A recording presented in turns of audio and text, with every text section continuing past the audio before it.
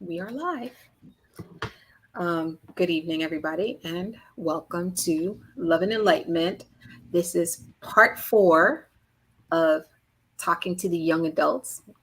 I think I'm one too, but anyway, age is but a number, right? Talking to the young adults. I think I'm one too, but anyway, age is but a number, right? Somebody has their to the young adults. Oh, Deja, is that you? Somebody has their to the young adults. Oh, Deja, is that you? Somebody has their to the young adults. Oh, Deja, is that you? No. Does someone have another device on or something?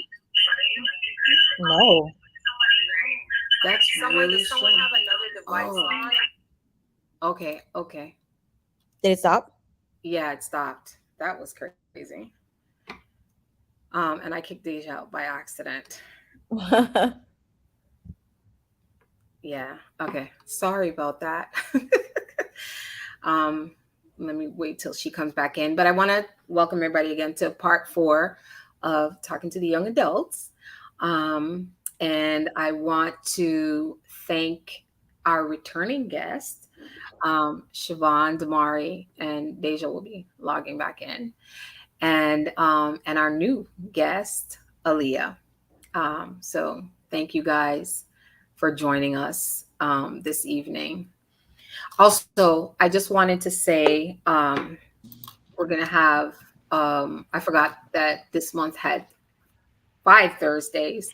So this week will be the wrap up to our conversations. And we're going to see if we can bring back as many people that have come on for this month to talk about a very important subject. So I look forward to that session, but I also want everybody to know that I hope that you all will be a part of our ongoing conversations in the future. While I'm waiting for Deja to come back, let's start. Who would like to kind of introduce themselves as we delve into this subject of social media and its impacts? I guess I'll go first since I'm like the new guest. I'm Aaliyah. I'm 21. Currently, I work and go to school for nursing. And yeah, I don't have many hobbies, but one is reading and watching anime. I'm an anime enthusiast. But yeah, so I'm just like, ready to get the discussion going and get the topics flowing. Well, thank you, Aaliyah. We appreciate you. I think you're actually probably the youngest guest that we've ever had on our show. So kudos to that. Yeah. Thank you. Thank you. Who wants to go next? I will. So I'm Siobhan. I am 38. You don't look it at hobbies? all. I just want you to know that. Thank you. I appreciate that. Hobbies. I love reading. I love writing. I'm a big writer. Paddleboarding is like, I would say, my newest hobby that I've fallen in love with recently and love to do it. That's it. Single, divorced, mom of a wonderful 9-year-old, the best 9-year-old on the planet. And thank you for inviting me. You're welcome. You're welcome. Thank you for coming back again. Okay, my name is Damari. I was on before, but I'm back. I have one child. He's a 5-year-old, and his name is Jameer. And we talk about him a bunch of times on here. My favorite hobby is reading. I read a lot, too much, some would say, in fact. And I don't know. That's it. You don't want to say your age? My age? Oh yeah, I'm 31. I almost always say 32, and I don't know why I'm trying to age myself, but I don't mind aging. I think that's amazing. I don't mind aging. So, well, that's but good. I'm 31. I'm 31. Cool. And You're the last one, Deja. Introduce yourself. I'm Deja. Um, I have no children. I am 29. I work a lot.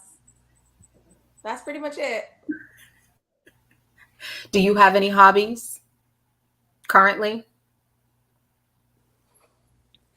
I don't really, I do, I don't know, mommy. Do I have any hobbies?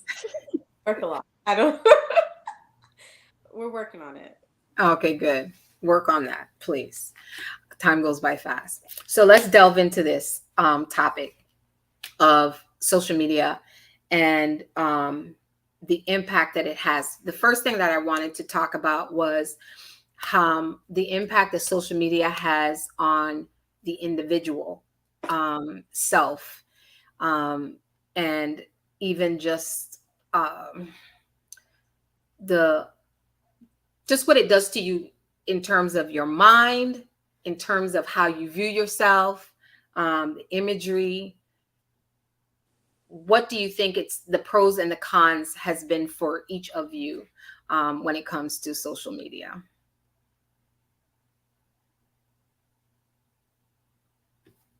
I would say, I know for me, I don't believe that I have an addictive personality, but I can say that I find myself many a days after I've said, my prayers and thank God for waking up, the first thing I do is grab my device and look on something.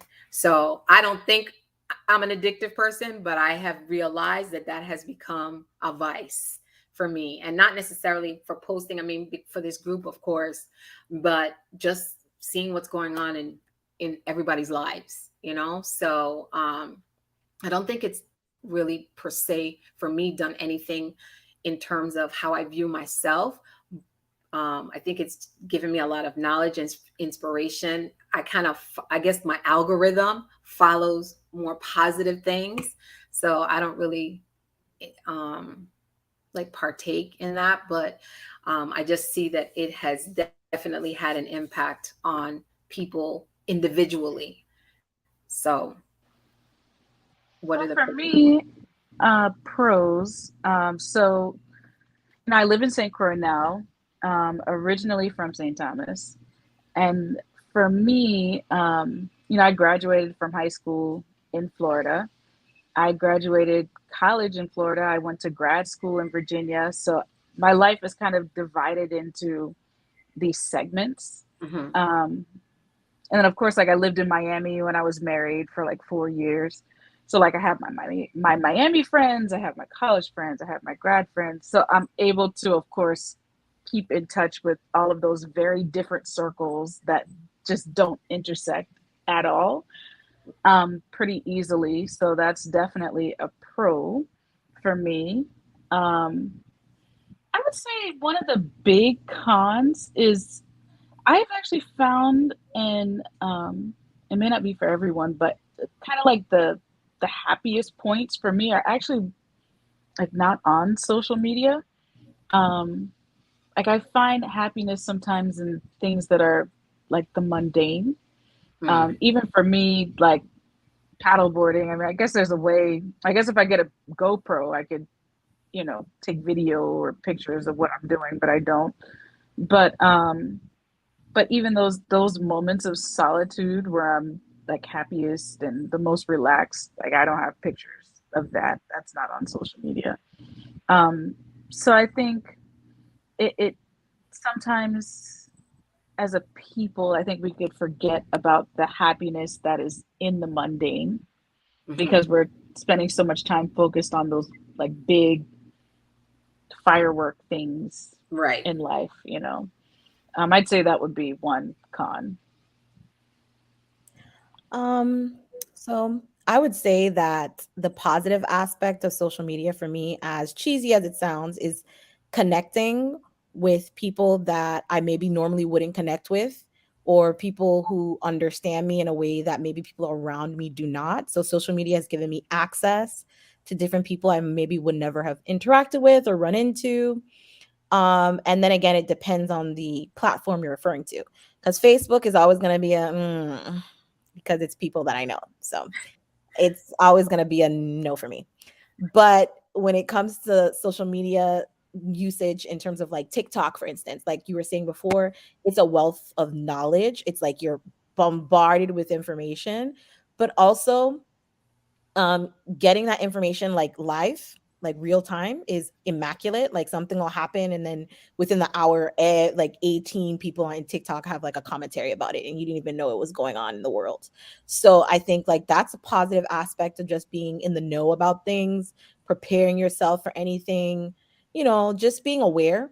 Also, like I said, connecting with people who share the same interests or whatever, same jokes, all that extra stuff. I would say the negative aspect of social media is the miscommunication, ironically, because the system is used for us to communicate. But the amount of times I've either seen or been a part of miscommunication because of social media astounds me. It's like, I'm sorry, what? How are we not on the same page? It's like words don't register the same way, especially ideas. It's like people take things out of context, or people don't consider the other person on the other side of the phone or whatever as a human person that you're talking to. Mhm. And so sometimes we're reckless with our words and we're able to do things that we normally probably wouldn't do in person. We wouldn't try it in person. Um, so I'd say the negative aspect is that. The con also is the addictive. No one, I don't have an addictive personality, but social media has just been so infused in our lives that it's hard to literally not pick it up when you're bored or when you don't have anything to do, or you just like, it's like you can't figure out anything else to do. And it's like, what did we do before social media? I can't fathom what I did. I don't think my generation, well, we did, but we're just so used to social media that it just interrupts so much of our life. You end up sitting in a room with people and you're just scrolling, scrolling, scrolling, scrolling, scrolling, Right. and nobody's talking or interacting. So that can be a con. It's Okay. just existence. Cool. How about you, Leah? Yeah, like I was saying before, I mentioned before, I grew up in, I was born into a time where um, I don't remember what it's like to not have some type or form of social media. Like I've been on the internet since the age of like 10, and that's like, that's where I've interacted with the most people in my entire life, online. So I don't, necessarily know A life like, without it. yeah, without it. It's just now, like, now I'm trying to kind of rework my life to make it not so much of like a consuming point of my life. So learning how to work with it and not, have it work on me in that sense. Yeah. So like, I guess a pro for me would be, like everyone mentioned, the um the easily accessible information. Like Right. now everything is at your finger. Like most of the time I don't even watch the actual news. It's online. It's on social media. Like everybody's talking about it. Like Right. for instance, the school shooting that happened in Yeah. Texas, I didn't see it on the news. I saw it on Facebook first. So it social media in that sense where it's like readily available information Mhm. is definitely a pro. A con would definitely be for me, um, the comparisons that you make to people. So like all the information you get and all the like trends, for instance, especially with my age group. There's always a new trend, a new this that's popping. So like if you're not like, I don't know, for example, the BBL trend, basically.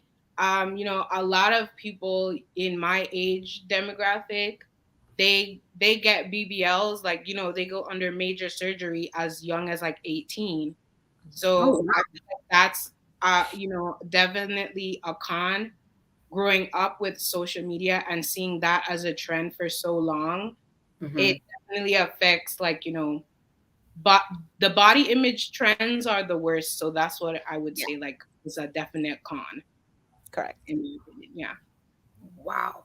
I didn't even think about BBL. I'm thinking like I know like people getting nose jobs, but Oh yeah, yeah. BBL 18. Wow.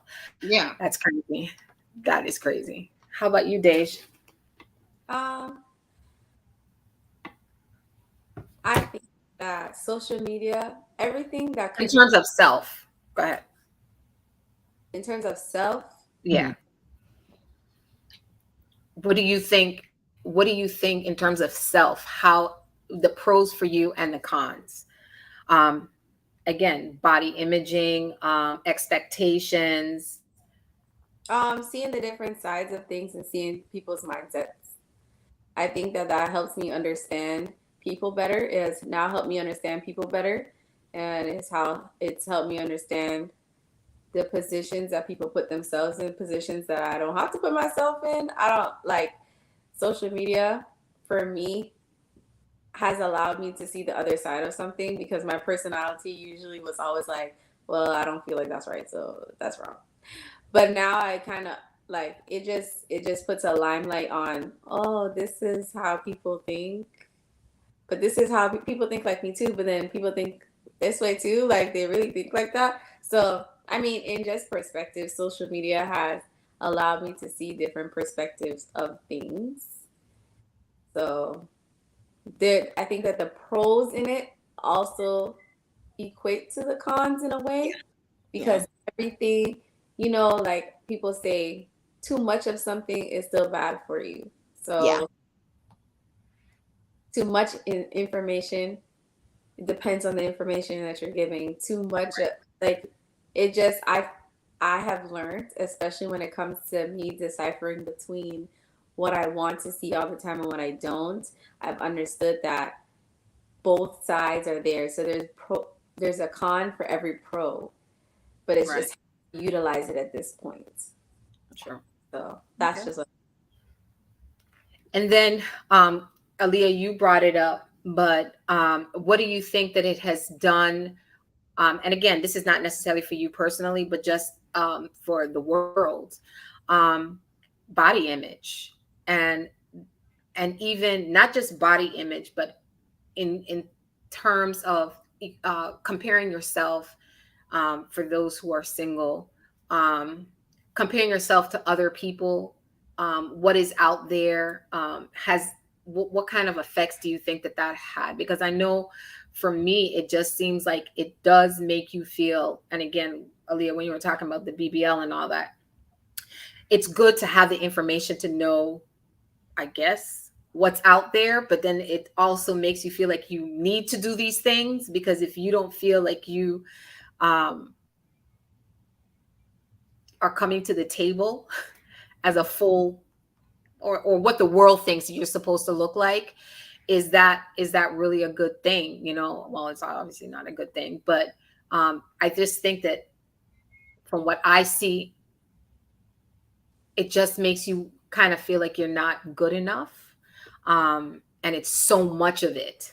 And this is TV too. This is not just social media. But what do you think that it does for people in general in terms of body image? Well, like I said, like, my age demographic, that 18 to like 25.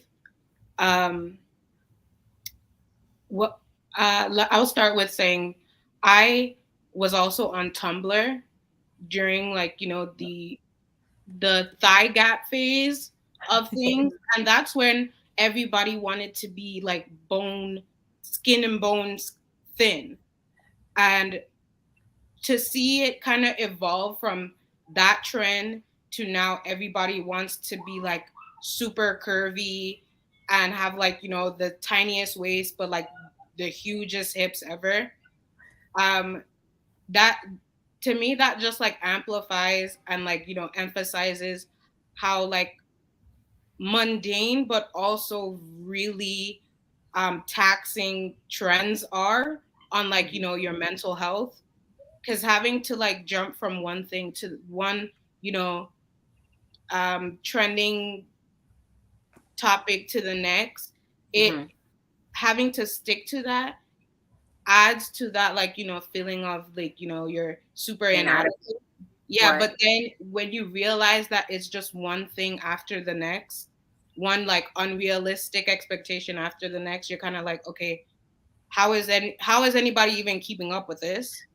So I Correct. feel like once you know a person can like step back and kind of like be like, okay, this makes no sense. Why am I even trying to like keep up with this? I feel like that's when you like, you know, come to a realization that like all of it is, you know, it's not real. It's social media. Like trends are gonna die and come back. Yeah, yeah. But I feel like it is, like I said, very taxing on the mental health. That's why it's so important to kind of like step back and take a breather from social media. Because I've seen like, you know, it, especially on my age demographic, it's like so bad. Like everyone is trying to keep up with everybody now. So it's like, yeah, it's super taxing. Wow. That's true.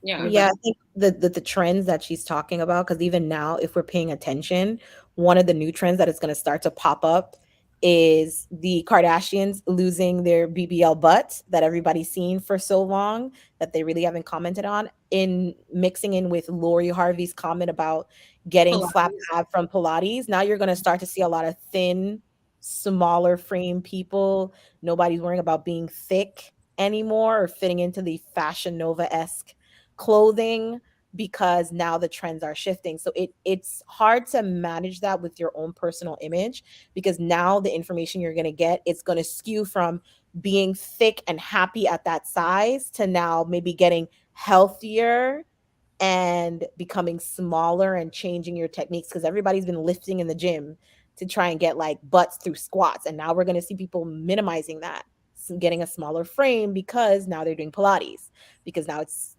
the in thing that everybody was talking about on Mhm. the I think it wasn't the Golden Globes, but it was some red carpet event, I cannot remember. Met The Gala. next, Yeah. Yeah, Met Gala. Mhm. So everybody was talking about Pilates. So now we're going to see that shift in people getting smaller and thinner. And it's like, we have to also remember that it's a circle. Like skinny was an in thing in the 90s. Like you had Kate Moss and all these runway models, and skinny was a thing. Everybody tried to achieve skinny. And it's like, none of this is new, but having social media makes it far more accessible than just a magazine that you can just tuck away, because now you're being bombarded with ways to attain that body type that you actually might not fit into. So That's true. I know I don't fit into that. On my end, and I think it's all about kind of, I always say like curating your timeline. Mhm.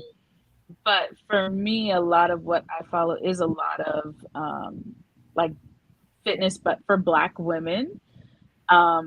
And so, of course, like what is the majority of our body type, and just thinking in terms of healthy and not necessarily trying to fit into any kind of trend. But for me, I think for me, it's like every time I see one of those things pop up with like Kate Moss or like Thigh Gap, or I'm like, nope, like hide. That's not for me. That's not my timeline.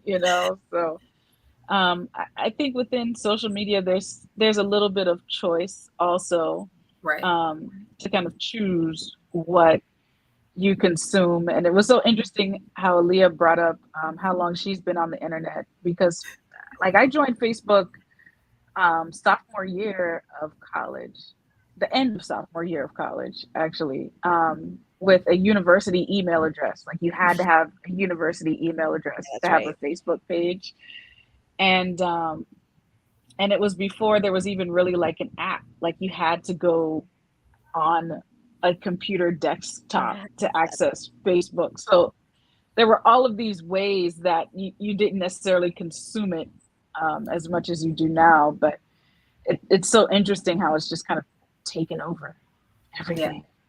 everything. Everything. And people do have to be astute and pay attention to when they are being bombarded with too much. How about you, Deja? Um, in terms of the body image, so like for instance, Tamara brought up Fashion Nova, right? Um, in the beginning, you always watch like these people, you see everybody, have this body type and have this body type.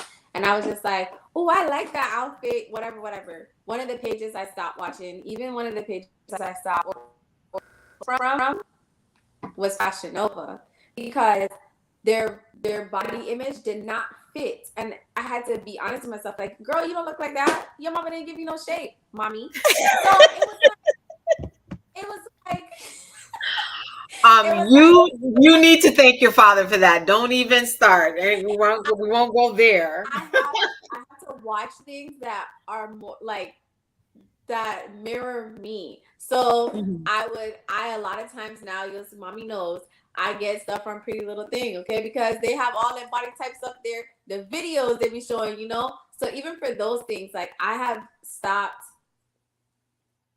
because you could like I would be like, oh, but I don't have a butt. Like, what are you complaining about it for, girl? You know you didn't have one, so why are you watching this stuff? You know what I'm saying? Like, it's gonna make you feel less than. I'm like, girl, like that's one less thing I need to worry about. So I like in terms of body image, which is crazy also because you see that side, you see the side where it's just like, oh my gosh, she has shape and like this is just so nice and like people like this and I don't have this. So then it's always becomes you comparing yourself to that person.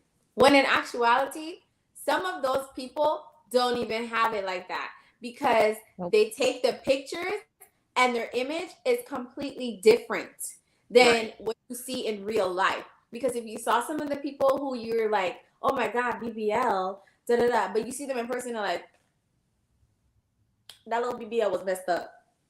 Yeah. Not It's just that, not just that, but even they wear undergarments to make and them look like even they have nothing.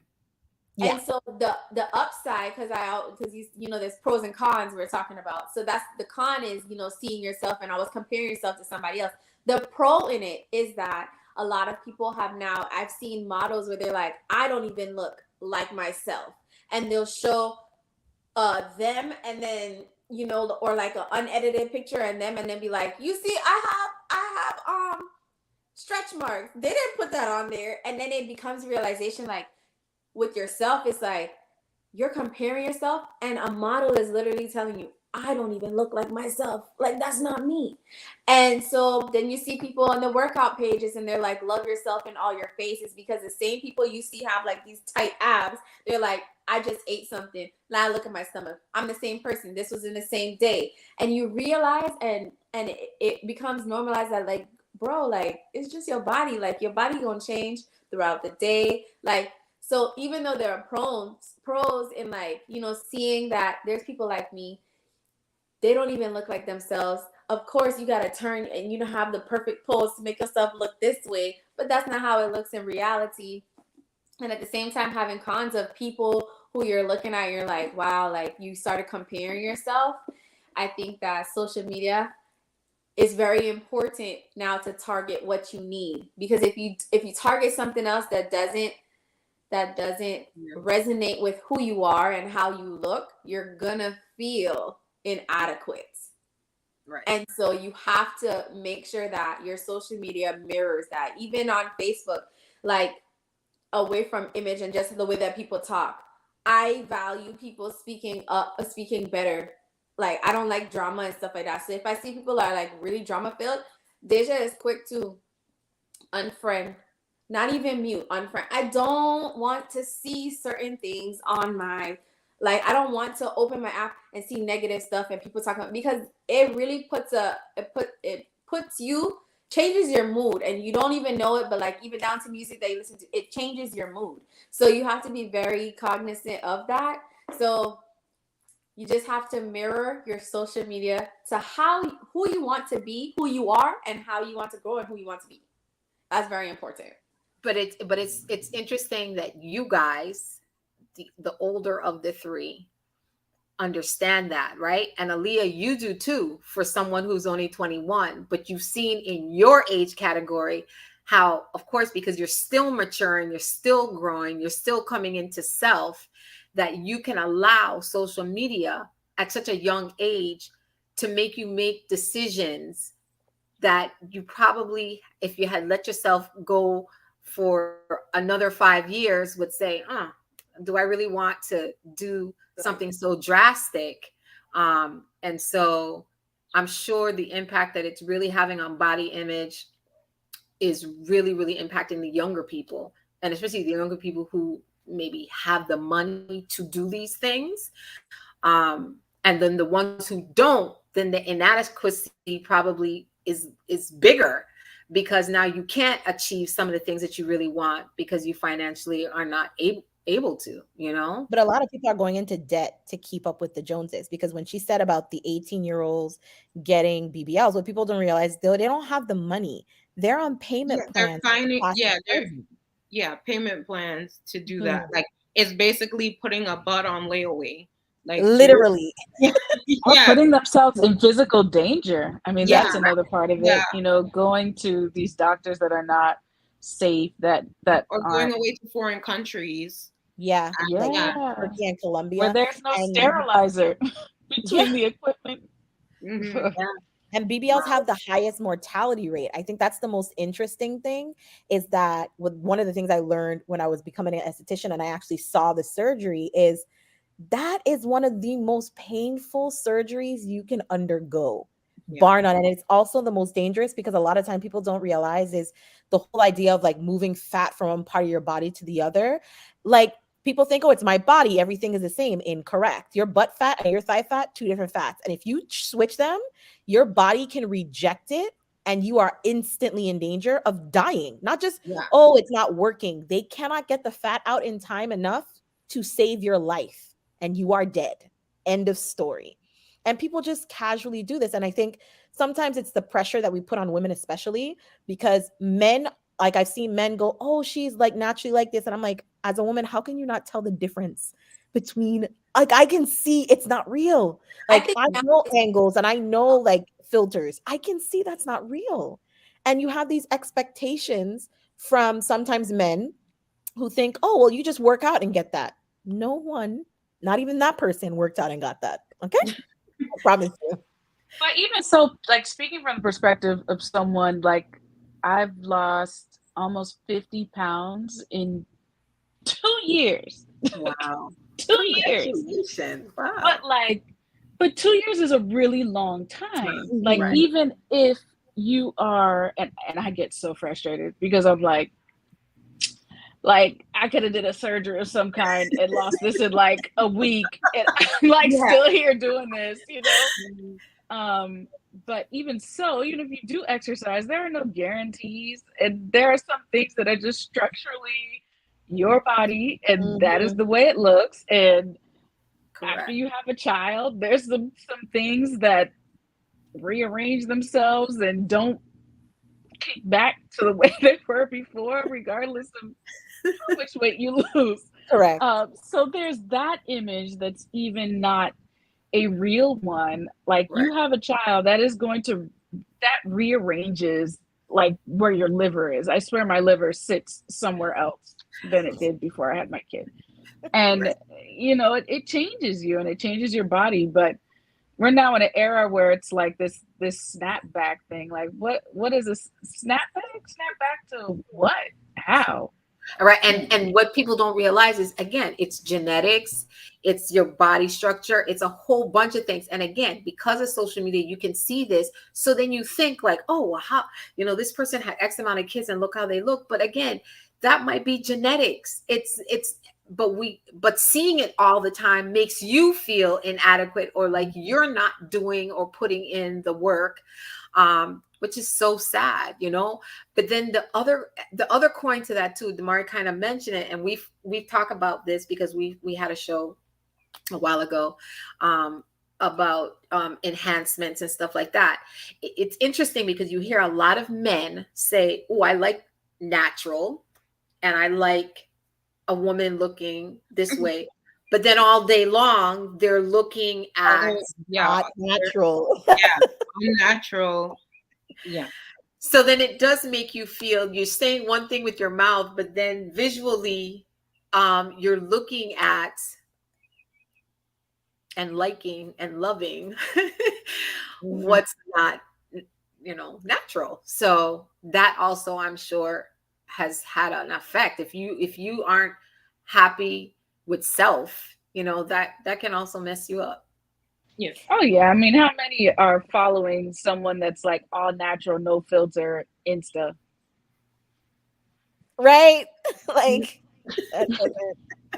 But I think the pro, or the pro sometimes, even when it comes to body image, is like, even for myself, I'll use myself as an example, is that I learned through social media, not doctors that I've been going to, that the issue, like once I had my son, I had to have my gallbladder removed. Nobody told me that would affect my weight loss. They're like, oh, it's just like a 4-inch organ, not a big deal. Wrong, very big deal. It creates the bile that breaks down your food and helps you to regulate your weight. I don't have that organ anymore. That's a big deal. And so I'm thinking I'm doing everything wrong. I'm not, working out. I'm changing my diet. I cannot lose this weight and I don't know what's wrong. And it's like years, and it's like year 3 now, even though I had the gallbladder surgery when my son was first born. It's now 3 years later, when I actually started to research, that I found through social media on a hashtag where they were like, oh, these are the things that happen when you lose your gallbladder. I was like, no doctor has ever told me that. Why haven't they told me that?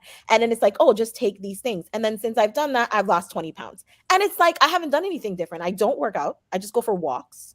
I call my hot girl walks. I go for walks. I eat regularly. I don't really cut anything out. I don't eat poorly in general, but I don't really cut too much out.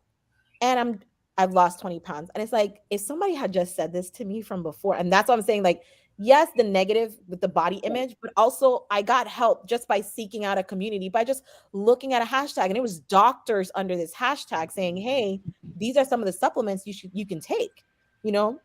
And then going to my actual doctor and getting that confirmed. And I'm like, why didn't nobody tell me that? But And that's if the it thing wasn't too, for even social as media, Black women and yeah, getting medical care, I have so many friends that like the way that they figured out, they had like one friend that had endometriosis and Yeah, had been me too. complaining to her doctor for Mhm. years. Like nothing was ever done, or there weren't any tests ordered or anything. And that was pretty much how she ended up with a diagnosis and able to feel better, was like just through social media. yeah, So Yeah. yeah, your story, especially for Black women, because that's the nature of medical care for us. right, But social media has been huge for that, for exactly. sure. Wow, that's true. I have learned a lot from social media, so it definitely has its pros and cons. In terms of relationships and dating and maintaining relationships, what effects do you know? In the past, we've had this conversation, and Ranchi, who comes on our show, he made mention that sometimes it really does impact relationships, in that you're seeing people put out this facade about their relationship, and then you start comparing, or it creates problems within the relationship, because now the woman or the man is saying, well, how come you're not doing this or doing that, not necessarily explaining why they're saying this, but they're seeing these images on social media and it's having an effect. So what do you think, how has that changed, or how is it affecting relationships, dating, all that kind of stuff? Again, pros and cons about that and social media. Oh I'll well. start. Okay. Oh, go ahead. Go. I was just saying that for my age group, like I feel like we post everything on, like, our entire lives are on, social media. And a big thing is, like, posting who you're dating, or, like, for example, most girls in my generation are into the, like, okay, he not posting me, so Yeah. are we a thing? Like, you know what I mean? Like, you know, are you not proud to be with me? Like, you're supposed to be showing me off. So, like, I'm supposed to be every other post on your social media. And, that's pretty, it can become taxing, not only for like, the person that's asking to be posted. Now you're feeling inadequate, like, oh, does my partner not want to, like, show me Thank you. off? Yeah, Mhm. are they hiding me? And then for the other person in the relationship that's being asked to post, they might be feeling like, okay, like, is social media all you think about? Like, am I not doing enough Mhm. Right. for you? So it can become, um like, social media could become a third party in most relationships sometimes. Yep. I can see that. Yeah. Definitely. Definitely. Um, but how, and for anybody else, like, how have you seen it affect people in terms of dating and relationships and even marriage? Like, I know some friends of mine that have like one account. They're married and they have one account. So their Facebook is them together. So they share the same account. So anybody try to do any kind of funny, but these are married people who have been married for a while, and how they have, I guess, chosen to not necessarily, prioritize their relationship, cover their relationship, is that their social media platforms are together. And at first I was like, but then I was like, you know what? I mean, again, to each his own, and what they feel is going to be a benefit for their relationship. But um, how do y'all feel about that? I think it gives an opportunity for many things, good and bad. To touch on what Aaliyah was saying, I think that yes, it can be cumbersome when you feel like somebody's like hiding you, because social media is part of everybody's life. We're not going to pretend that it's not. And so I think there is a line between over posting to compensate for areas of your relationship that's failing, and somebody actually hiding you.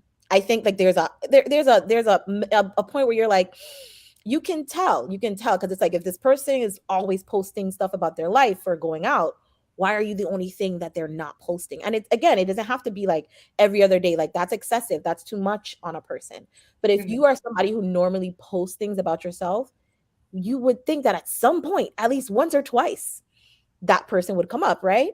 But then Yeah. it also presents an opportunity, which I find very funny on TikTok. I hope it never happens to me, but to watch when somebody's like, hey, if you're in Alabama and your boyfriend name is Todd and he's 21 years old and he's at this club, he's cheating on you with so and so. A random person, because they overheard a conversation, is now videotaping somebody. And I see these, it's called messy TikTok Hmm.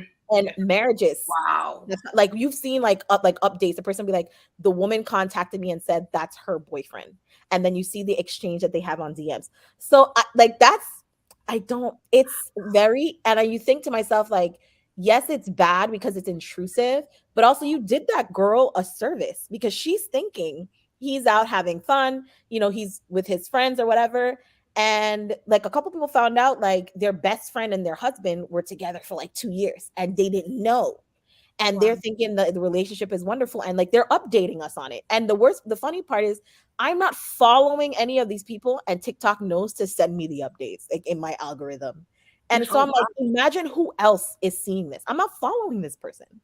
I'm not even following the hashtag. It just pops up. And so I think to myself like, the wow. the excessiveness of, or the intrusiveness of social media on your relationship, even if you are not participating in social media, is wild, because not everybody has to check themselves. You have to be careful, because before, where you could get away with it and maybe go down the street and have a family of 8 with Betty, and then go down the other street and have a family of 8 with Betty Sue. You can't do that anymore. You can't even have a conversation with a stranger too close, because it can be construed incorrectly. And so it can be, social media can be invasive on a relationship, both positively to like, put women especially in a better position to catch their partner cheating. I mean, men too, because that happens. But also it puts too much pressure on everybody having to be actively partaking in social media to make sure everybody's comfortable and seen and heard. So social media is interesting for the relationship because it can take a toll, but also it can benefit the person individually if they find out their partner is cheating, because now the person you thought they were, they aren't, and you get to make a decision: do I stay or do I go? So yeah. Interesting. How about you, Siobhan? I am actually not. I I always kind of say in the talking phase, like I'll post you if you become my husband. But I'm one of those people that's just not into that. But for me, I also don't post everything on social media. There might be a blip every once in a while. I think most of my timeline at this point is like Facebook memories because I've been on Facebook for like over 15 years at this point. So there's just always something to repost out of Facebook memories. So as far as my current life and like what I do and what I'm eating, you're just not going to see that, nor who I'm dating for the most part. Why did I say for the most part? At all? I take my L's in private. So But I don't know. but in terms of dating too, though, because I know people who have met their spouse, soon to be spouse, partner, whatever, as a result of social media, which is crazy. It's again coming from a small community. Even the whole online dating is still, even though I've done the online dating, it's still weird to me. But you hear, like, this social media person that I follow, come to find out, like, she and her husband are married, I think like 9 years or whatever, and they met through social media, knew nothing of each other, and that's how they met. And so it's interesting to me that, you're thinking, oh, they met through a dating app. No, this person was posting, that person went in their inbox, whatever, they started talking and ended up dating and then getting married. What's one of my issues, and I actually was having this conversation with another friend of mine today, is I think one of the issues with meeting that way is it's like, would we meet in real life? Like if we weren't here in St. Croix, if we were in Miami, which, like I said, I lived in Miami for years, like where would we meet? Like what do we have that's kind of a basic thing in common? Like I've always said that, with someone that I date, I would love it, even if clearly we're not going to meet in a bookstore because St. Croix has like one bookstore and it's open like 4 hours a day or something. But at the end of the day, I would like to meet someone that hypothetically I would meet at a bookstore. Yeah, that's true. So I guess that's part of my thing is it's like, what do we have in common other than we both have an internet connection, at least initially. So Right. I don't know. Yeah, Louis, who's on our show, he's always said, his word is organic. And so, and again, that's also probably, again, living on St. Croix and whatever, that you think like you'll just meet someone in the grocery store, and out and about, or maybe at work or at a function or whatever, versus meeting online. And again, although I've done it, it still seems really strange to me, because artificial. Yeah, It's very artificial. yeah. So Uh-huh. there are certain things that we did talk about, but I'm about to forget because I'm about to do a whole dissertation on this one. Okay, baby. All right. Love it. So number one, I do agree with you guys. And in terms of the posting thing, I think that I'm in the middle here, because in the beginning, like, this is so weird to say, but like, I had a boyfriend one point in my life in high school. I know, surprise, surprise, crazy. I used to post about it all the time. I look back on them memories and I'm like, the cringe, the it. Cringe. Yes. But what you got going on, girl? Like, you didn't have to prove it. Everybody you went with was at school with you. Like, Yeah. you wilded, homie. Like, you doing too much. But like, I seen the other side of it, because now I'm like, I need to post that. And I know for me, even the people that I hang out with, like, people will say, oh, you don't talk to this person, like this person isn't your friend anymore. I'm like, what you talking about? I'm by this person's house all the time. But because I don't post them, So I know that in terms of relationships, like I feel like for me, I don't have to prove anything. Like if I want to post, if I have time to post, I'll post.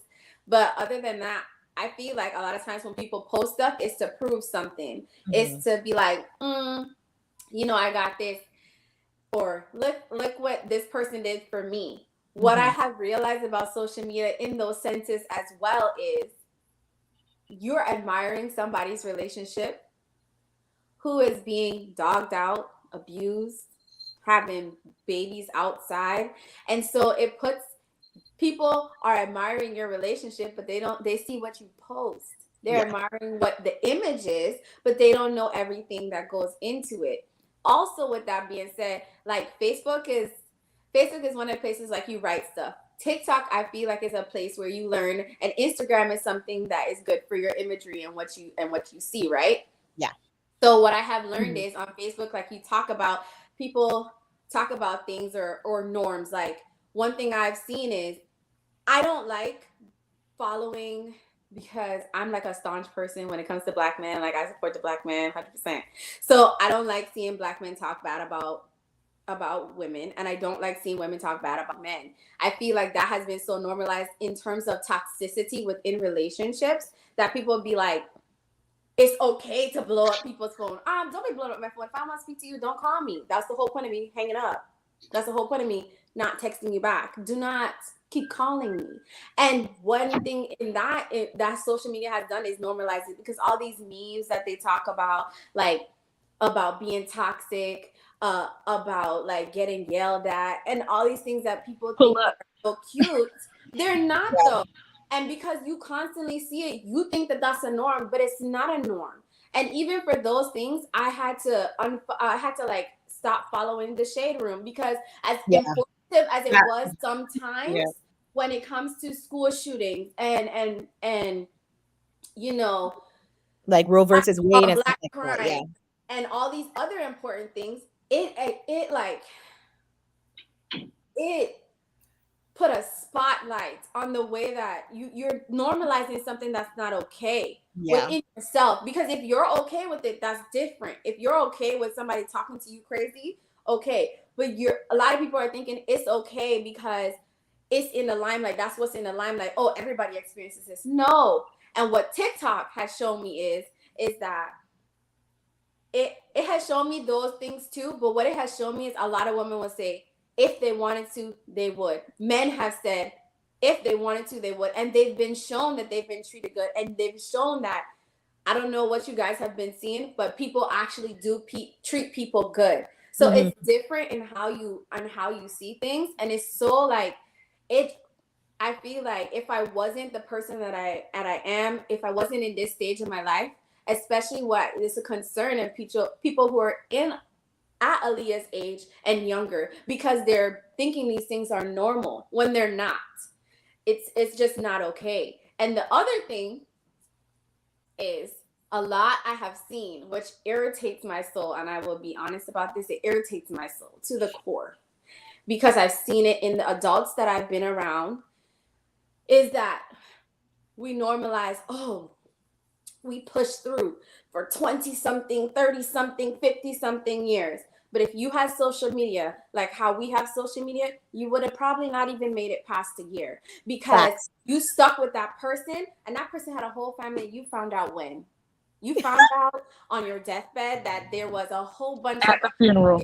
Yes. A whole other family, because you didn't have social media. You had a letter that you wrote. You didn't even have a cell phone. So even in those things, I'm just like, we have normalized, like what growing up, we have normalized pushing through and being with the person for whatever, and not understanding that you push through and you be with the person who can meet you halfway. You push through and you be with the person who is willing to grow with you. Yeah. What I was taught when I was younger, not necessarily by my mother, but what people were trying to teach me when it's not okay is, what you're telling me is to push through with that person when that person was treating you horribly. And you're telling me now to push through whatever. But because I am, even though it's a con in itself, but it's also a pro, because I am in the stage where I do see social media and I do see that they're putting a limelight on the fact that people do get treated bad. And it is okay to walk away because there are people who are going to treat you better. And you don't have to put up with those things. I feel like that's one thing that concerns me about social media, people growing up in social media now, because I was able to see both sides. And the people growing up are gonna think that depending on what you're watching, what is in your algorithm, they're gonna think certain things are okay. Like, I will never find it okay, and I think that that's just because of how I was raised, for a guy to be cursing at me, like, you. But people will be like, oh, he just, look at him, like, you think it's funny. It's not funny for somebody to disrespect you. It's not funny. And they have normalized it on the Shade Room. These, like, there's places that there's things that I used to follow. I used to hear some of my friends talk about they don't follow these pages anymore. And then I came to a point where I was like, because at the beginning I was like trying to hold on, because I was like, but I still get informed about other things. But it became so encompassed by things that didn't settle with my soul, that I said, okay, I have to unfollow this. I have to unfollow this person. I have to unfollow this page. I don't want to see these things, because you're normalizing something that's not okay. Sure. And it's not the truth. So people get a whole bunch of presents from their man or their woman, but that's become from an apology, from a baby, from cheating. You know what I'm saying? So it's like, yeah, pros and cons, man. But this relationship thing, because the toxicity that everybody has normalized, is an issue for me. Because you should never in life be around people who their intent is to damage you. That doesn't make any sense to me. Yeah. Sorry. Wow, you said that. Yeah, she's staunch about that. In terms of community, what do you think that social media has done well and not done well? And when I say that, I mean finding, I know we talked about this yesterday, finding people that are not related to you or whatever, that kind of have the same views and aspirations and values. And because of social media, you've been able to be drawn to or follow these people. They can follow you. And also, like, I think because, one of the things I'm always talking about is the village. Unfortunately, all of us live so many different places. We don't get to have that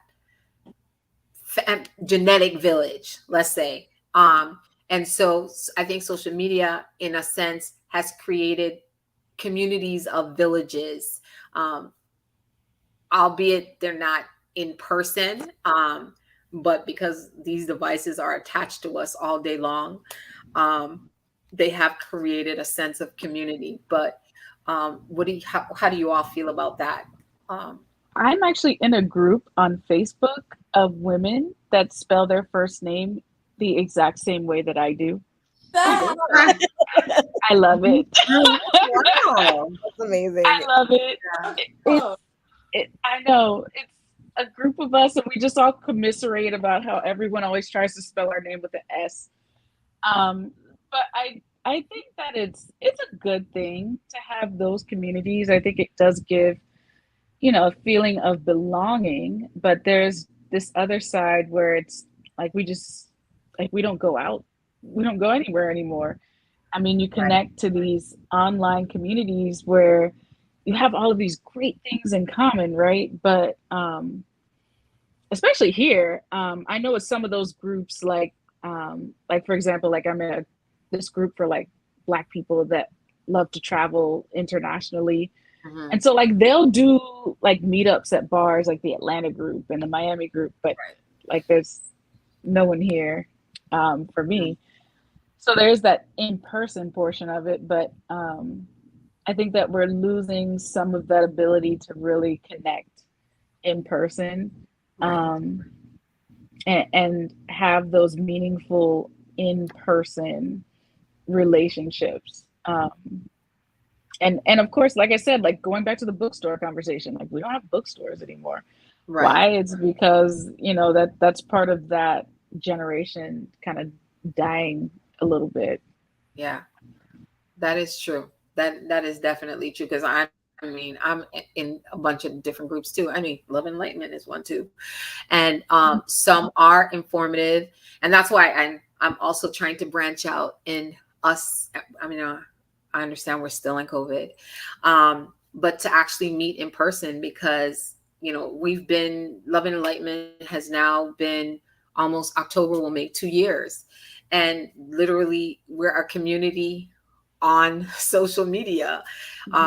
We're a couple events that I planned didn't pan out, but we're having one next month, and prayerfully it will go off like I'm hoping it will, and we get to have that in person. But it's true. I think that it does have its pros, that you do get to become friendly and friends with. And again, this might just be somebody's persona as well. So you don't even really know if that truly is who these people are. And would if you would even be friendly or friends with them if it wasn't because of just social media and you had to interact with them in person. But so again, it does have its pros, but it also has it. I mean, even for me, for traveling, I've always liked traveling, but because of social media, I started following someone that my cousin had recommended, and we've become friends. And because of her and her travels, I have traveled to South Africa and Dubai and Panama, and I will always, encourage people to join them, because I had a really, really good time, and it was, but I don't think that would have ever happened without that platform on social media. So that's the pros for me. Anybody else? Well, I grew up in the time of fandoms. So um from like since age 10, I've had countless amounts of internet friends, and like internet been in so many internet groups. Like I joined Facebook when I was in middle school, so like around 12. I was like in this specific group for a show called Adventure Time. It's on Cartoon Network. It became my life. So in these specific groups, when like Facebook started doing like community groups, um, that specific group we would just role play as characters. So like we'd come in and like all talk as a specific character in the group. So I feel like in that sense, like being a part of a community or like a group on social media really helps you. I know for me personally, I have like really bad social anxiety, so like meeting people in person, like it freaks me out a little bit. So yeah, so I don't know, being able to just like freely speak, online in that sense, like I don't know, I feel like I've become so used to meeting friends online and having just that specific group of online friends, and then having my in-person friends. I feel like that's really helped, kind of, in a sense, with my social anxiety, because I mean I still only stick to the friend groups that I already have established, and then online I'm just like freely making friends, like even in comment sections on TikTok. I'm like, Yeah. I'm pretty sure I have like a posse, Same. a comment posse on TikTok. Same. So I feel like that's a pro. And then a con would be like, um I don't know, sometimes it can be a little bit polarizing, because now you're just like, okay, this specific group of friends wouldn't kind of get the references I make with the other group of friends. So it's kind of like trying to compartmentalize each, friend group. So that can be kind of like hard, because sometimes, well, personally, sometimes I feel like I have to be a different person, or like filter out everything depending on the friend group. So I feel like that can kind of cause like, a rift between like how I see myself and how I want everybody to see me, which, like naturally you just want to be yourself around any group of people you come into. But sometimes, like, when you meet a certain person a certain way, you kind of have to keep up how you met them, you know what I mean? Like, Yeah. how they see you. Yeah. So I feel like that's the only con for me, like having to like compartmentalize each friend group and say or do things accordingly to that. So yeah.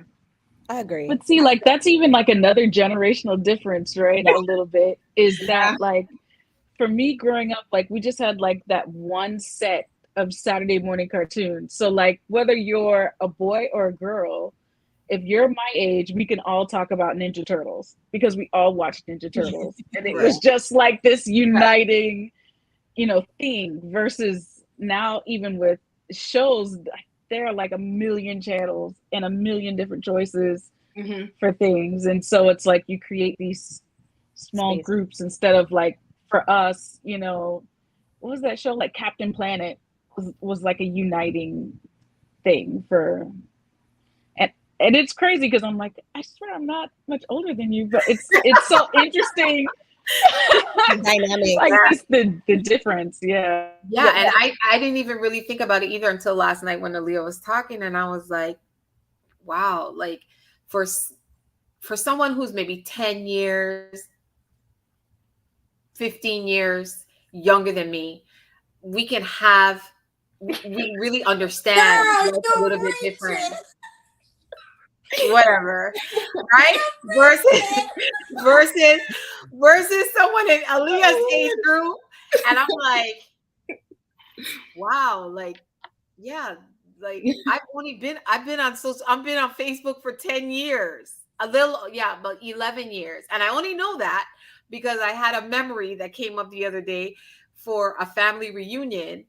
And I realized like that was part of why I joined Facebook, was so that I could start to get to know my cousins more through social media. Um, and that's when I kind of joined Facebook. My sister was like, "Well, why aren't you on Facebook?" So, and now she's like, "Why aren't you off?"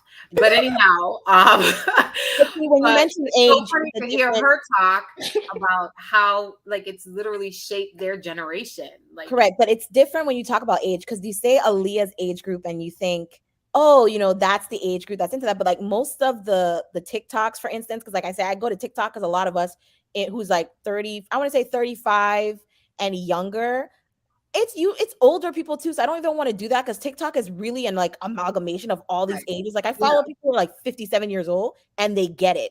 So for me, it's less to do with age. It's more about the platform you're on. On Right. TikTok, it really doesn't matter the age group you're in. Mm-hmm. There's just like a slang that everybody picks up on TikTok. It's like when I said palm colored folks on the last conversation in terms of talking about white people. One of the things was funny is that I know Aaliyah knows what I'm talking about. I know Deja knows what I'm talking about. I don't think you and Ranchi knew what I was talking about. And it's like these are like inside jokes that we're having on TikTok.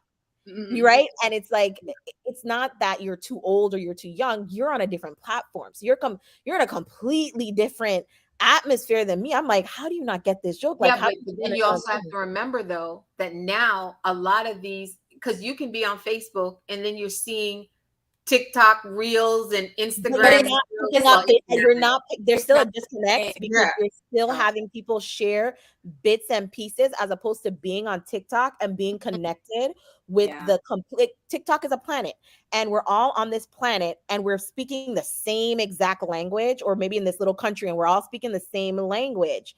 And then yes, you'll see TikToks on, like you said, people's reels or whatever, but the algorithm on TikTok, it's literally set up so me and you eventually will meet as long as we like at least two or three of the same things. Like sometimes I send Aaliyah videos and she saw that 2 days ago on her TikTok already. Yeah.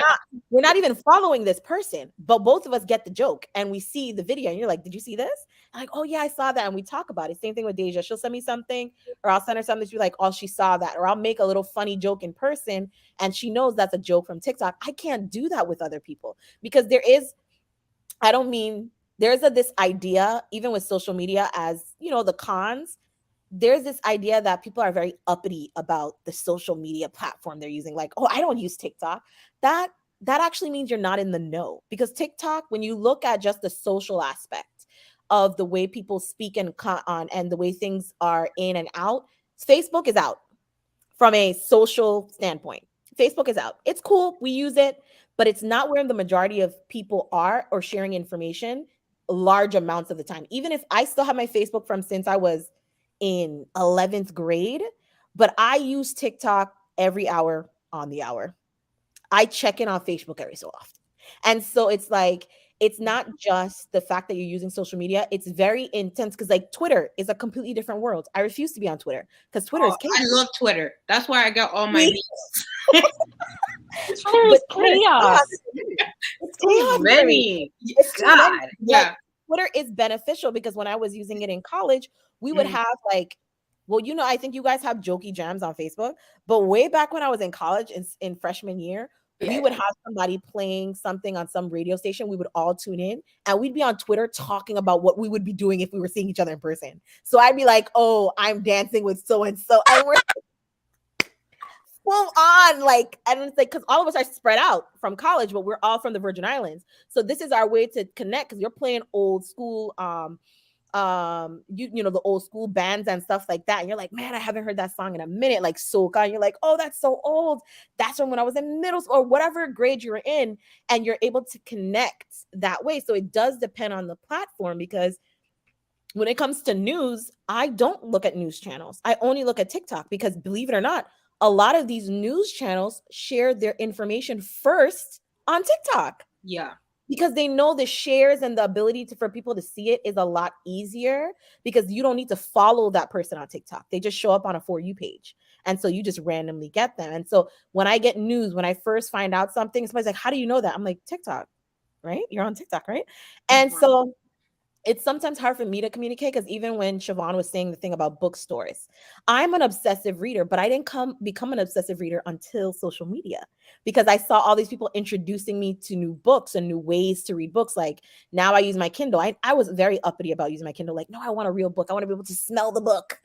But now I consume books so much faster because Kindle Unlimited allows me to use the book for free. I don't have to purchase the books. I don't spend $12 and go, oh, I hated this book. I use it for free, and if I like it, I keep it. If I don't, no skin off my back, because I pay for Kindle Unlimited. Yeah, me Audible too. Like, I'm able to trade my Audible, but I'm able to connect with people that way, where it's like, it's reading isn't dead. There is an entire platform of people who are nonstop giving book suggestions, and we're just eating that up, and we're having conversation in the comment section like, oh, did you hear this? Did you see that part in the book? And I'm able to communicate, and to me that feels safer sometimes than in person, because I can be myself. Good. And I heard you say this, and I heard Aaliyah say this. But do you think one of the cons of that is that people are getting so attached to these platforms and these communities and these groups that we'll never go back to that time where it's about the in-person? Because I remember one Christmas I had six to eight kids in my house. Yeah. And this was like a Christmas or Thanksgiving. The house was quiet. My cousin was like, my God, like, what's everybody doing? And every one of you all were on a device, mind you, talking to each other. Oh, but yes, on the device. I was on one. Yes, the one was laughing. One was in the laughing.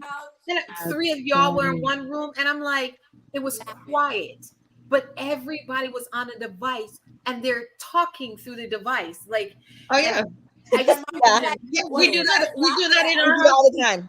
Yeah, like my mom could be in the living room, and I could be in my room, and I would like text her like, oh yeah, instead of just like getting up and going to the living room, I'll just text her what I want to tell her instead. Yeah. But that, I mean, I just think about what kind of world we're creating. And even again, let me kind of segue back to like relationships. I remember going on a date with someone, and the person and that was the first time I heard the person, why you put your face like that? The person made a comment like, do you realize like you have your device in your hand? And I was like, it was the first time though I started, like, every time I went to a restaurant, I look around and you see it. everybody is sitting at a table and everybody has a device in their hand. You know, dinner time is not the same dinner time that it used to be. And there's restaurants who give you like discounts if everybody puts their their device in a basket or whatever the case may be. I'm just afraid like social media is really, really changing the dynamic of so many things. It yes, it is bringing communities of different groups, but then it's also creating that like we may never go back to really, and then COVID on top of that, being in person. It's going to be so uncomfortable, or I don't know, create even more anxiety. Yeah, it stops No, us I from know. Mhm. neighbors and stuff like that, and we realize like you don't know your next door neighbor. Like you can't Right. ask for sugar anymore. Like and it's funny, like, oh yeah, we used to ask, but seriously, like if something was supposed to happen, you're not connected to the people who are literally in your Right. immediate vicinity. And it's crazy because one of the things I think we're going to end up struggling with, what we're currently struggling, the science shows, is that we are not used to seeing this many people and connecting with this many people all the time at once. Our brains are not set up for that. They're set up to deal with the people in our culture, in our small circle, in our community.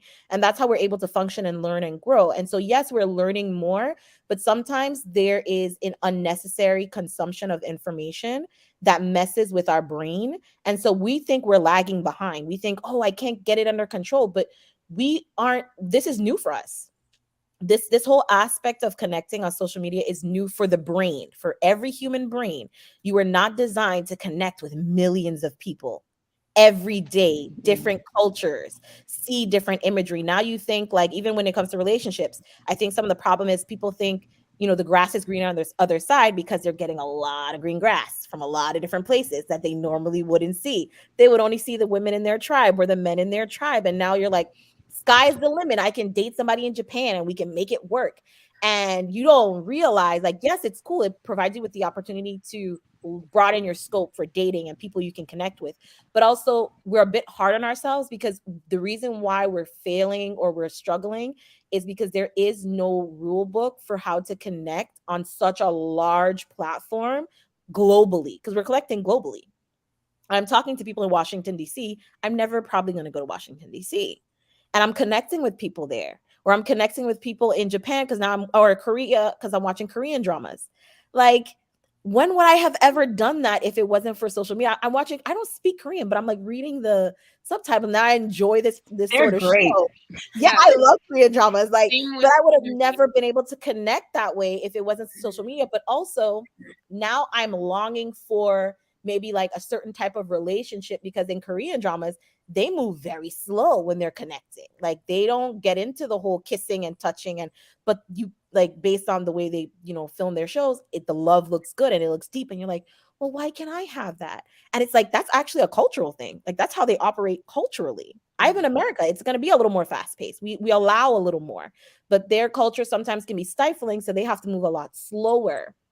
And we don't examine that as that's what we're being bombarded with: people's history, people's culture, people's belief system, and then we're having to navigate through. That's a big deal, and we're not failing, we're just struggling upwards, technically. Makes sense. Makes sense. Well, So go ahead, Deja. okay, so in terms of community, one thing that I do like is being able to support people. So I see a lot of times, especially on Facebook, like people doing this and people doing that. And literally, you can't physically be there for that person. You can't be up their pop-up thing or whatever, but you can repost it. And somebody that's on your page is there who could support it. Like, just that little share. Those things, even a stranger like on Twitter, when they repost like their creative stuff that they do. Me reposting it, somebody could be living in Virginia, the person be in Virginia. It's like so easy to share people and their creativity and what they're bringing to the world so much easier, and it helps you be an advocate for people. And Yeah. that's one part that I really like. Even in finding justice for people, finding missing people, holding people accountable, those things when it comes to community, you see how much people come together. I don't want to say her name wrong because I don't like want to pronounce it wrong, but the Mia Mercado. Right. Yeah.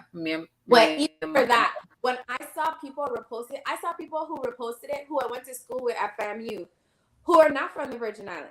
And I saw them repost it. And I'm like, oh my gosh, like I met them at FAMU, like they're not Caribbean at all. Like, but it encompassed so many different people. And I was so proud of that because I saw support from a person for a person who came from where I was, supported by all these different people just because it got the attention that it was trying to get because people reposted it. And in that sense, the community is so much better. I know for me, like Not because of law enforcement.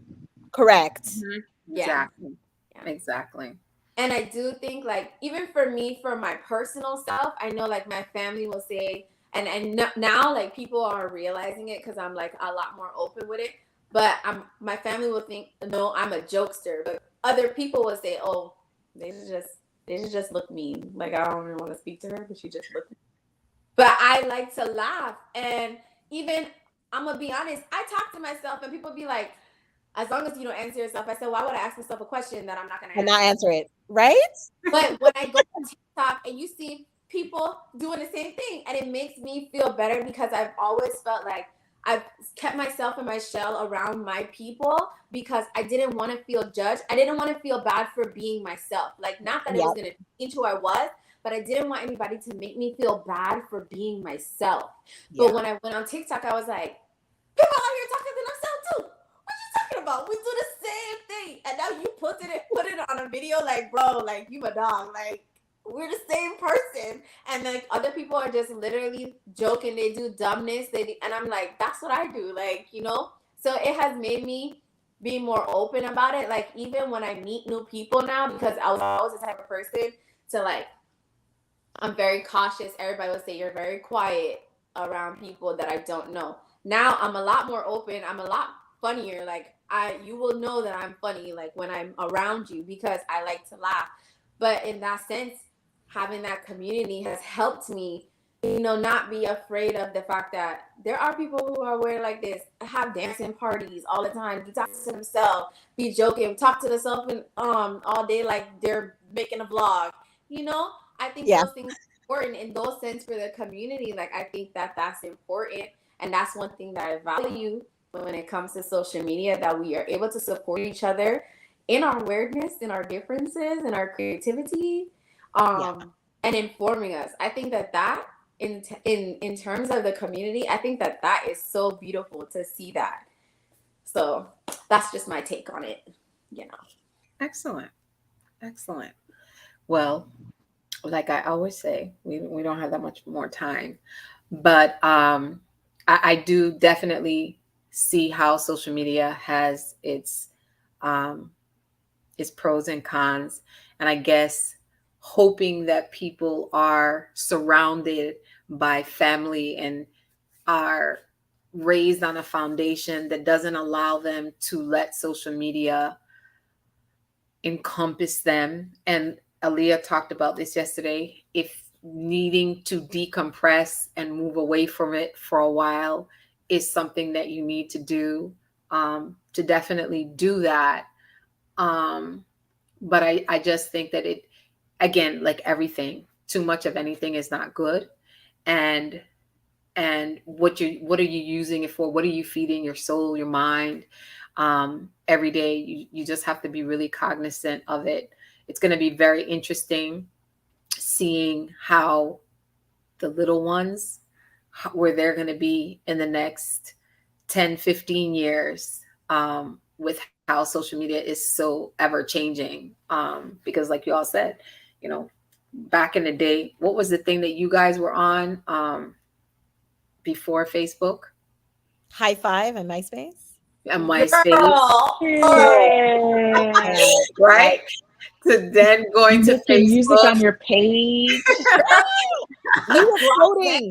Like y'all don't understand. We were coding and we didn't realize it. We were coding in MySpace, and I'm like, that's right. I was actually like doing HTML, and I'm like, what? Just to get music on my screen. It's like, It should have been Yeah, early then. Mine had a glitter mine waterfall, too. you know. But that's what I'm saying. Just think about it. We went from there, um, and I'm not saying just from there, but we went and we, to now you got Snapchat. Oh yeah, I mean, you Snapchat. just got so many different ones. So I can't even imagine in the next 10 years how many new or how ever changing some of these platforms are going to be.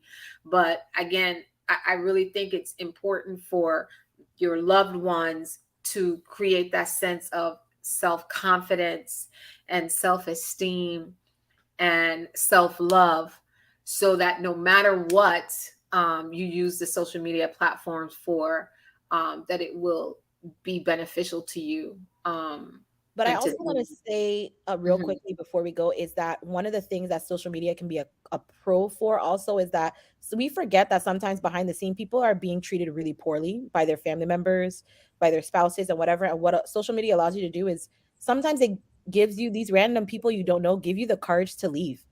They give you the courage to set boundaries. They give you the courage to talk about your issue. And so it's not you suffering in silence. It's people who are like, oh, I suffer that too, or I'm struggling too. And it's like it's a negative thing, but then you understand that, oh, there's a pathway out of it. Because one of the things I've learned through social media, especially TikTok, is that people are now going, like I've talked about it before in the last show, no contact with family members. And people are thinking, oh, why would you stop talking to your mom? Why would you stop talking to your, and you read the text messages or like the communications that the parents are having with the children, and they're downright absolutely dragging them, absolutely horrible to their, and because people have the, you never stop talking to your dad, you never stop talking to your mom, those are your parents. But then social media is showing us that these people, sometimes your parents, your cousins, your brothers-in-law, your sister-in-law, sometimes they're awful to you, and you're never able to share your story or have people hear your side, and you feel alone and isolated. And social media gives you the opportunity to speak up, and it gives you the courage to maybe even just behind the scenes defend yourself and be like, you know what, if that person who has nobody with them, no friends, no family, can create a boundary and then protect themselves, surely me, who at least has like 3 or 4 friends, I can do that. I saw this woman serve her husband divorce papers because he was avoiding it, and she was so nervous, and she literally, and some people would say, why would you put it on social media? She'd be like, because nobody else around her would help her, and she was struggling with 4 kids, and he was treating her poorly, and she was able to like finally get up the courage. And we don't think about, sometimes, yes, people who use in social media inappropriately, it negatively affects you. But some of us gain courage, self-esteem, like Deja was saying, and even Aaliyah was saying when she joined the groups, to be who we really are, and to also face like real issues and insecurities that we have behind the scenes, not on social media, because there are people behind the scenes treating you poorly. And sometimes you don't have the courage to stand up for yourself, and random people will give that to you. Strangers, some oftentimes give you the voice or boister you need to like confront these things that are hurting or harming you. And so in that way, you're no longer silenced. Social media gives you a voice. No more family silencing traumas. No more people pretending the bad thing didn't happen. Not only do you get to show proof, but it's important for people to be believed. I think a lot of people end up being long-term victims and never healing because they don't get the opportunity to be believed and people to see, hey, I'm not crazy. This is actually me being treated poorly and suffering, and connecting with individuals who say, I see you. You're valuable and I see you. And I think social media also does provide all of us with that sort of like, I'm not crazy. And you're not alone. You're not alone. Yes, you're not Yeah, isolated. Yeah. And there's an outlet agreed. happen when you decide, when you have the right people and you decide like you can come out of it better. Because I think that was another thing, is seeing that and being like, oh, I'm stuck in this forever, but being Yeah. able to see other people who were in the same spot and now they're not stuck in it. That's gonna be, you're gonna create a much a healed person out of that, where you would have a lot more damaged people. So You would be surprised actually how, like, on TikTok, one of the women on TikTok, she's always complaining about her abusive husband, how she's trying to leave the relationship, and she wasn't on TikTok for like 2 days, and everybody's like, hey, see if you can find her Facebook, see if you can call law enforcement where she lives to see if she's okay. And it turned out like he was trying to kidnap her, and then they found her. And it's like, do you see what the community just did? Like you were saying, Siobhan, before, that law enforcement couldn't do. Everybody was like, hey, this is not her normal behavior pattern, somebody check in on her. And so you have like 30,000 people who follow her, like, oh, I found her on Facebook. I think I'm going to call her aunt or her uncle or whoever and see if she's okay and call the police. And, you know, at that point, you know, she almost died. They were able to put the guy in jail, but it was like to see that real time, to see people coming together that way real time. Yeah, social media will always have its negative because people are negative. And so when people have access to social media, they will project their negativity. But it also, so far, has allowed us to come together and save lives and step in where law enforcement is supposed to protect us, lawyer and the law is supposed to protect us, and we come together and we get justice for people who would have died in silence with nobody standing up for them. We get to be the voice that annoys the judges and the lawyers into taking the case seriously. Lawyers always do their job. Yeah. Well, thank you, Damari. Thank you for definitely saying that. And it's funny that you say that because I just read something today again on social media about some woman who was being, I guess, or was being abused or something held against her will or whatever. And she, oh, wait a minute, this is actually, yeah. And they ordered something on like DoorDash or whatever. And in the comments, the person had written XYZ. And so when the restaurant received the message and the person saw it, they contacted the owner, and that's how they were able to help that person. So yes, you know, community and these platforms can help people if it's used the right way, right? But again, we have come to our hour and a half. I want to thank. One last thing, but Yeah, how go much ahead, of that Siobhan. is necessitated by the lack of the community? It's like a Right. circle, right? Like, Yeah. I mean, 15, 20 years ago, would you have known that your neighbor is being kidnapped because you didn't see them garden for 2 days? Right. Like, I think to some degree it solves it, but in some way it's also creating the same The problem. disconnect. True. as well. Correct. It does. It does. It's like twofold, double-edged sword. Yeah. Yeah. So we really have to monitor that. But again, I want to thank you all young ladies for it was a struggle trying to get a guy on tonight. But I just want to thank all of you all for again joining me and the Love and Enlightenment community for again keeping us aware, giving us perspective, understanding how you see the world in terms of social media. So I thank you guys. Like I tell everybody again, I will be contacting you again. But thank you. I want to thank everybody who was commenting and who's going to be looking at this later on for looking on and commenting as well. And I want to tell everybody, please stay safe and healthy. And we will see you all back next week, Thursday. Good night. Bye.